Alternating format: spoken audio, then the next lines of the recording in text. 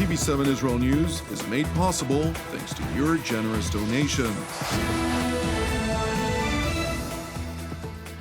Shalom and good evening. This is TV7 Israel News, broadcast to you from Jerusalem.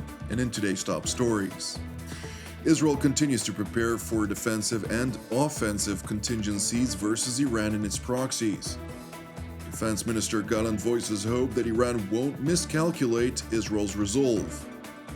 U.S. Vice President Kamala Harris urges Israel to avoid civilian casualties in the war on Hamas in Gaza.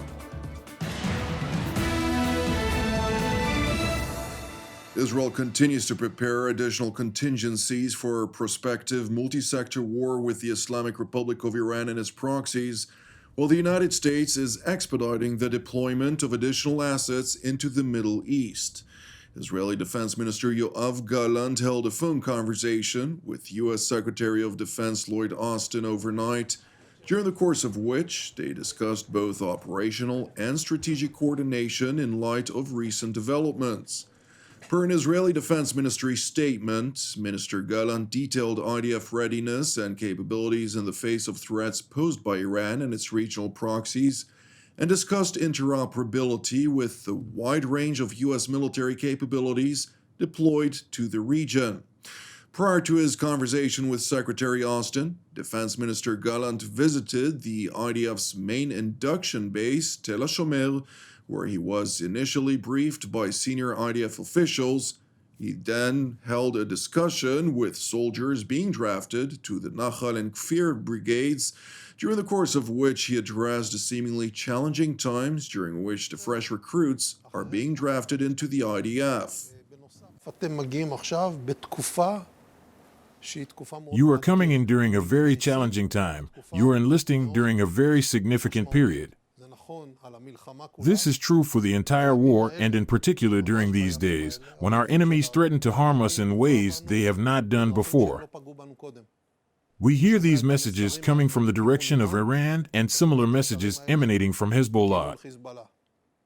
My message to them is that they must know that whoever harms us in a way that has not been done in the past is likely to be hit in a way that we have not done so in the past. The IDF has powerful and significant capabilities.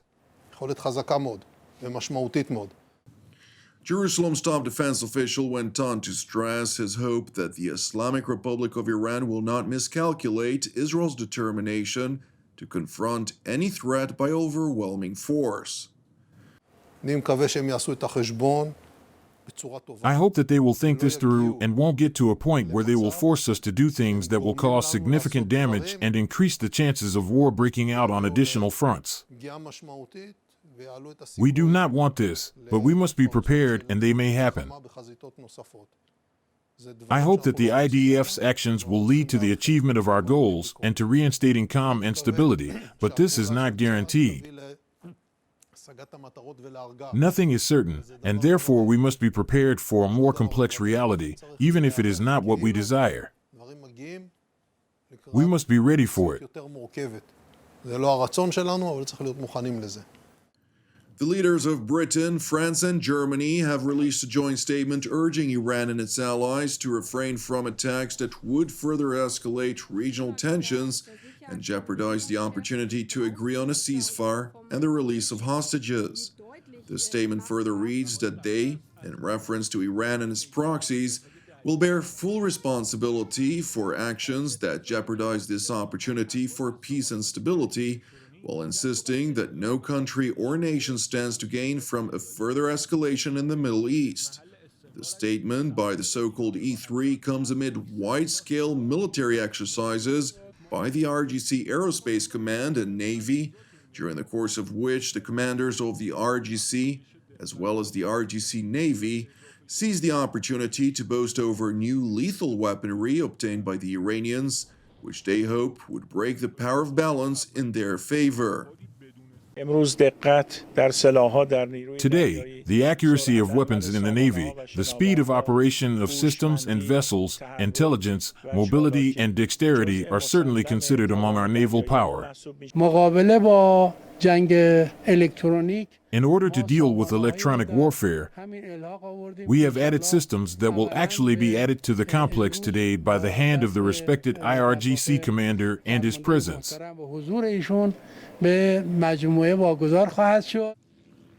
With Western concerns over prospects of Iran forcing Israel to utilize the full scale of its power against the Islamic Republic, which may draw the region into a multi-sector conflagration and may even, potentially, set dangerous precedent vis-a-vis other global hotspots, the United States has instructed its USS Theodore Roosevelt aircraft carrier strike group to expedite its transit into the region, while President Joe Biden reiterated his warning to the Ayatollah regime in Tehran.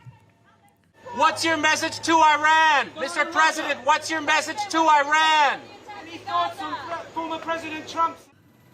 It is important to highlight that the United States has deployed significant forces throughout the Middle East under the U.S. military's Central Command. Among others, its deployment of F-22 Raptor aircraft, which is considered to be the most advanced sixth-generation aircraft globally, came as a surprise since it is predominantly considered to be an offensive rather than a defensive tool. Asked about this deployment, Pentagon Deputy Press Secretary Sabrina Singh emphasized that it essentially serves as a deterrent to Iran's malign intentions. Actually, they can be a very invaluable defensive platform. They add a maneuverability, additional systems that allow the commander to have more versatile options.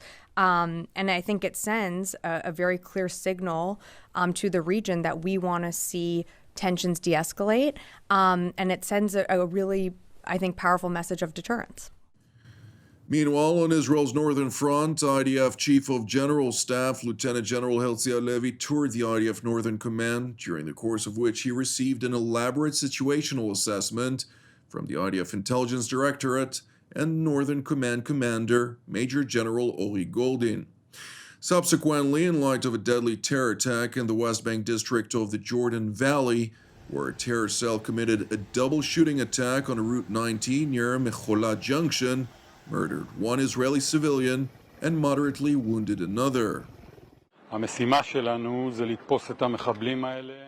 is to catch these terrorists and reach them before attacks occur. Here, we did not succeed. The clock counting down to catch the terrorist cell that carried out this attack is ticking backwards.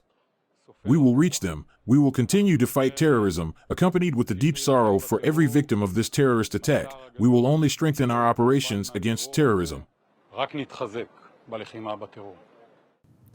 Turning to the Gaza Strip, where the IDF has come under significant international criticism after it struck a school, irrespective of the fact that Hamas and Palestinian Islamic Jihad operatives utilized the compound as a staging ground for terror operations. After we received clear intelligence of the threat posed by these terrorists, and in accordance with international humanitarian law, we took numerous steps to mitigate the risk to civilians, including using aerial surveillance prior to the strike and selecting very precise munitions to avoid civilian casualties. The IDF conducted a precision strike against the terrorists in one specific building of the compound, an area that, according to our intelligence, no women and children were present.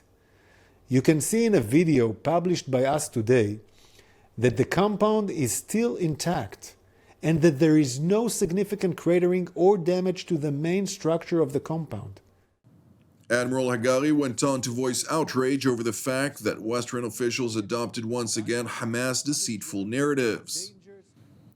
This pattern of systematic abuse of schools for military activities by Hamas and Islamic Jihad endangers both Gazans and Israeli civilians. It must be condemned by the international community. Following the strike, the Hamas-run Government Information Office in Gaza published an unverified casualty count, which was then shared around the world. These figures do not distinguish between combatants and non-combatants, and they do not match the information held by the IDF. Meanwhile, in the United States, Vice President Kamala Harris was asked about the Israeli attack in Gaza, to which she said the following. You know, yet again, there are far too many civilians who have been killed. I mean, Israel has a right to go after the terrorists that are Hamas. But as I have said many, many times, they also have, I believe, an important responsibility to avoid civilian casualty. Well, look, first and foremost, and the President and I have been working on this around the clock, we need to get the hostages out. We need a hostage deal, and we need a ceasefire. And I can't stress that strongly enough. It needs to get done, the deal needs to get done, and it needs to get done now. Thank you for watching TV7 Israel News. It is important for us to highlight that TV7 Israel is a 100% donation-based nonprofit ministry with all of our productions available free of charge. Therefore, if you're blessed by our productions and would like to help support programs just like TV7 Israel News, Jerusalem Studio, Deep Dive, and others, we would deeply appreciate it if you'd consider making a donation. You can do so via our website at www.tv7israelnews.com. In this context, I also would like to voice my deep appreciation for all of you who do support TV7 Israel, either on a regular basis or intermittently, since these donations make all of our productions possible.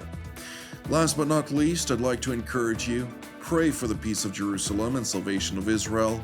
I'm Jonathan Hassan, wishing you a Shavua Mevorach, and God willing, we'll see you during our upcoming TV7 Israel updates. Until then, Shalom from Jerusalem.